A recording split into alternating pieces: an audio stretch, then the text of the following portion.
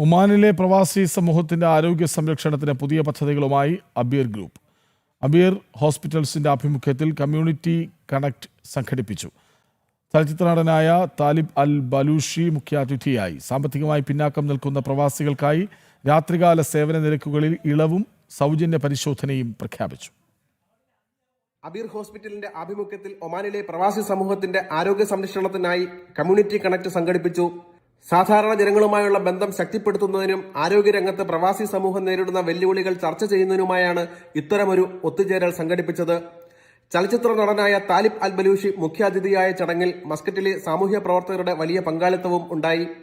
സാമ്പത്തികമായി പിന്നോക്കം നിൽക്കുന്ന പ്രവാസികൾക്ക് സഹായകരമാകുന്ന രാത്രികാല സേവന നിരക്കുകളിലെ ഇളവുകളും അതോടൊപ്പം രാത്രി 10 മണി മുതൽ രാവിലെ 8 മണി വരെ സൗജന്യ പരിശോധന ഏർപ്പെടുത്തിയതായും hospital regional director doctor Akhil Rahman പറഞ്ഞു.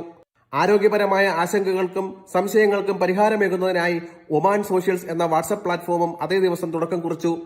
ഹോസ്പിറ്റലിന്റെ 8ാം വാർഷികവുമായി ബന്ധപ്പെട്ടാണ് ഇത്തരത്തിൽ സേവന പദ്ധതികൾ നടപ്പിലാക്കുന്നത്.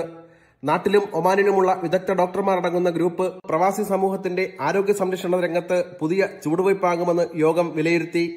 ആശുപത്രി director doctor Muhammad Hashim, general manager Salah Saleem Al Shibli എന്നിവർക്ക് പുറമെ മറ്റു മാനേജ്മെന്റ് പ്രതിനിധികളും ഡോക്ടർമാരും ചടങ്ങിന് നേതൃത്വം നൽകി. പത്മചന്ദ്ര പ്രകാശ്, ജനം, ഒമാൻ.